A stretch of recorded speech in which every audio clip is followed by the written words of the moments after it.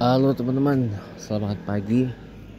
Hari ini hari Jumat 12 September 2025. Tepat masih Kamis 11 September 2025 waktu Eastern Daylight Time ya. Atau waktu musim panas pantai timur Amerika Serikat ya.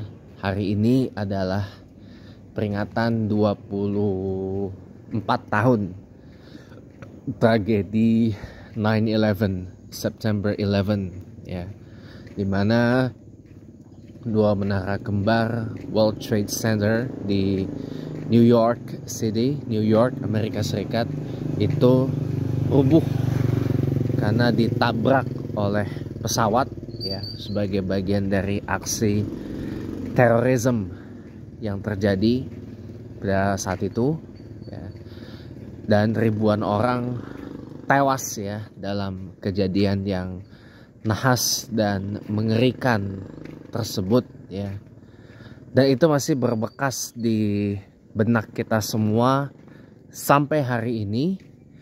Dan tragedi 9/11 itu adalah sebuah momen yang mengubah dunia untuk sekali dan selamanya, khususnya persepsi masyarakat barat terhadap agama Islam ya, yang sempat dan sampai hari ini masih terjadi sebenarnya, meskipun perlahan-lahan mulai mulai sadar juga bahwa sentimen yang kurang bersahabat terhadap agama Islam ini mulai perlahan-lahan mereda di barat, dan they started to welcome Muslims ya. Tapi ada juga yang sampai hari ini masih belum menunjukkan sikap bersahabatnya. Ya nggak apa-apa, it takes time, memang perlu waktu yang lama sekali ya. Tapi ya, 24 tahun tragedi 9/11 ini memang membawa sesuatu yang berdampak sangat luar biasa bagi seluruh dunia pada umumnya, khususnya dari sisi ya peningkatan keamanan di beberapa objek-objek vital, dan juga tentang dinamika dan geopolitik yang memang harus saya akui mengubah tata dunia untuk sekali dan selamanya gitu. Jadi memang 9/11 ini membawa banyak lesson learned ya. Ya, karena saya udah 24 tahun kejadiannya. Ya. Setiap tahun diperingatin itu di Ground Zero di New York, di lokasi di mana bekas World Trade Center itu berada ya. Setiap tahun itu diperingati di bekas lokasi World Trade Center yang jadi Ground Zero itu. Dan setiap tahun itu dibacain nama-nama korban tewas di kejadian itu setiap tahun.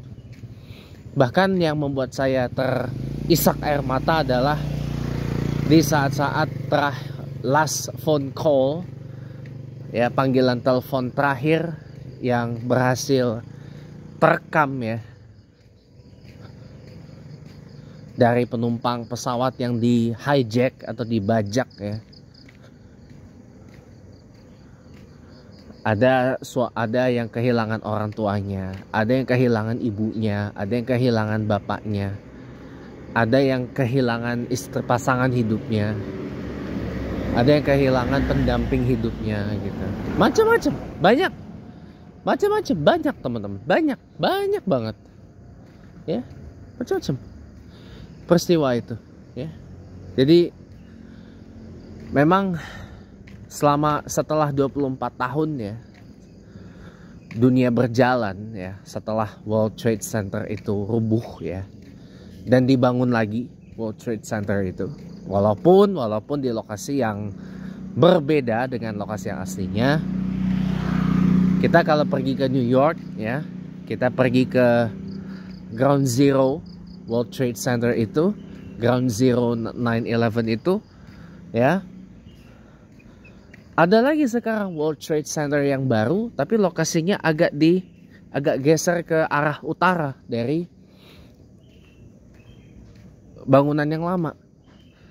Namanya tetap One World Trade Center, ya, World Trade Center One gitu.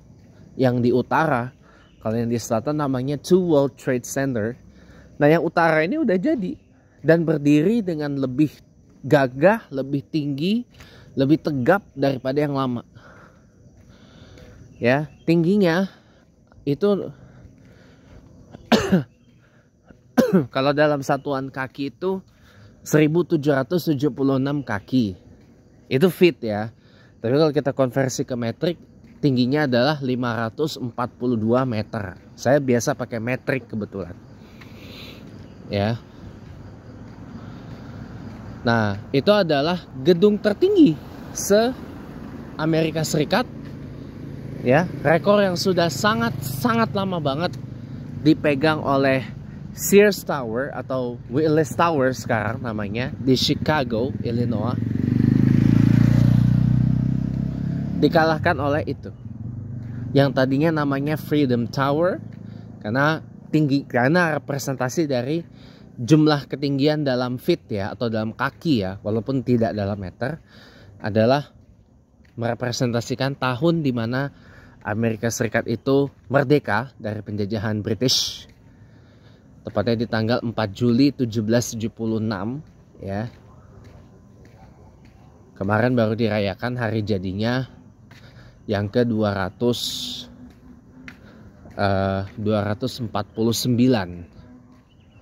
ya.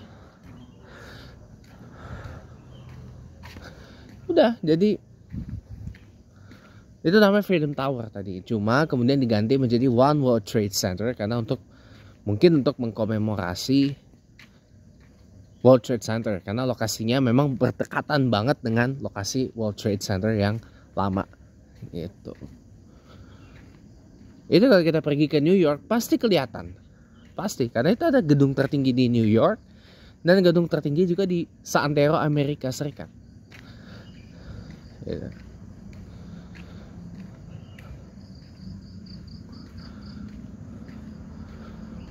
Pamornya, waduh, udah mengalahkan sejumlah gedung-gedung ikonik lain di New York kayak Chrysler Building, Empire State Building, dan Chrysler Empire State Building, MetLife Building yang dulunya adalah markas maskapai penerbangan Pan Am, gitu, dan banyak lagi, gitu.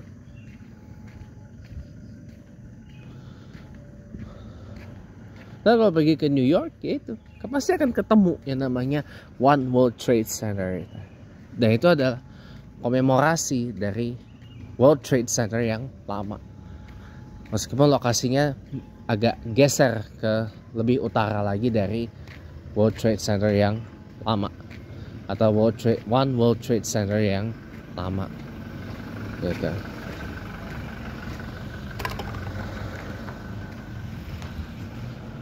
Jadi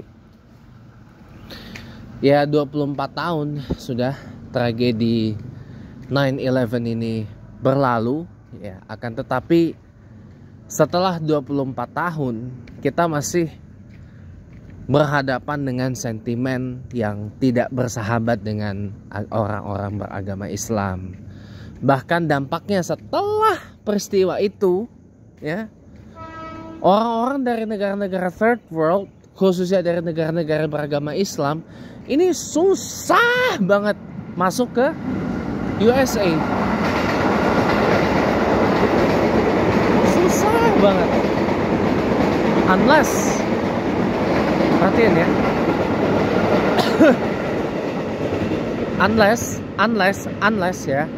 Unless satu, dia nikah sama orang USA dan dia sudah mendapat apa itu namanya, permanent residence lah, izin tinggal tetap, apa green card apa blue card, nggak paham saya.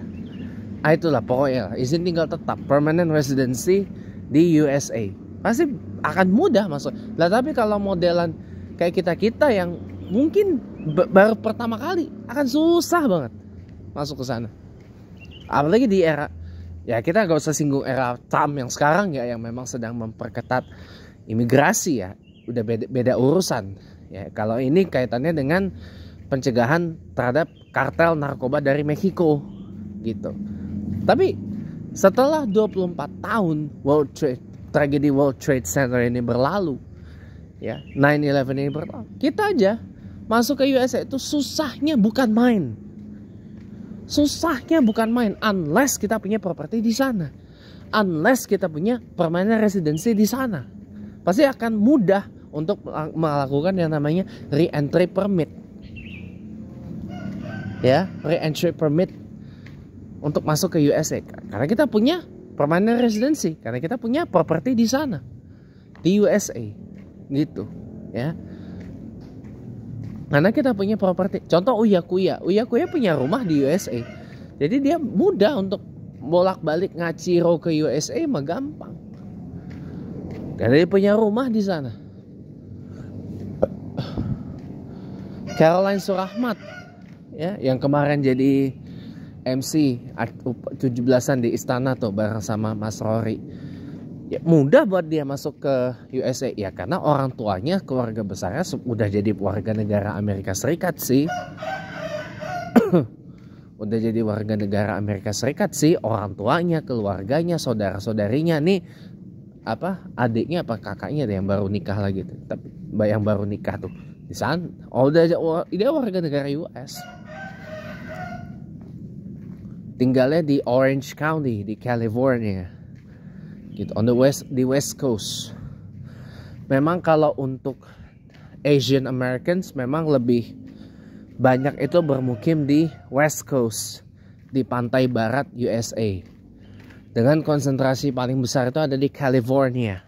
Ini mainland ya, bukan Hawaii. Hawaii saya kecualiin. Kalau Hawaii mah no debat, banyak Asian Americans di sana. Tapi kalau di mainland USA itu paling banyak di west coast. Dengan konsentrasi paling besar ada di California. Gitu. Kalau di East Coast, konsentrasi Asian Americans paling banyak ada di NYC, New York City. Gitu.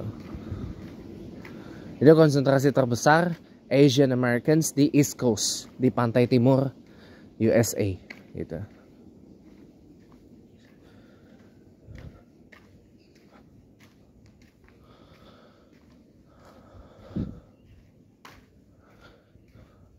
Kayak gitu teman-teman.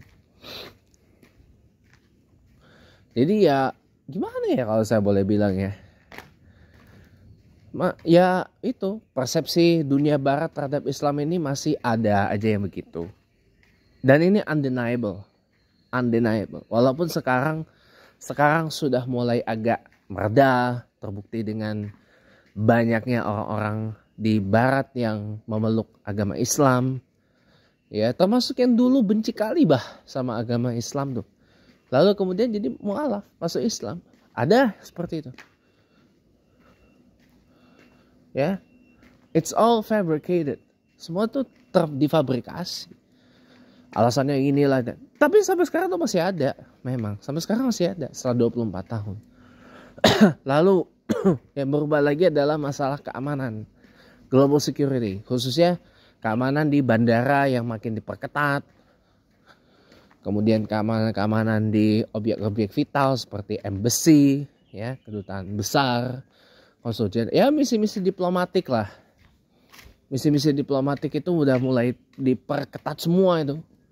Ininya gara-gara 9/11 itu. Ya, jadi ya pokoknya gitu deh. Jadi memang 9/11 ini 24 tahun merubah semua sih, harus saya akui, secara signifikan. Makanya saya bilang 9/11 itu adalah perubahan yang merubah dunia sekali dan selamanya gitu loh. Ya. Terlebih-lebih setelah 9/11 ada serangkaian peristiwa-peristiwa kayak invasi ke Afghanistan, invasi ke Irak, ya, perlawanan terhadap munculnya kelompok-kelompok seperti IS, bangkitnya Taliban dan seterusnya gitu.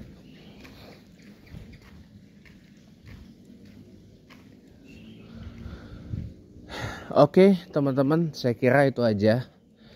Karena saya jujur emosional gitu kalau untuk ngomongin masalah 9/11 ini, emosional gitu loh. Karena pertama memang kejadiannya nggak lama setelah papa saya meninggal, ya.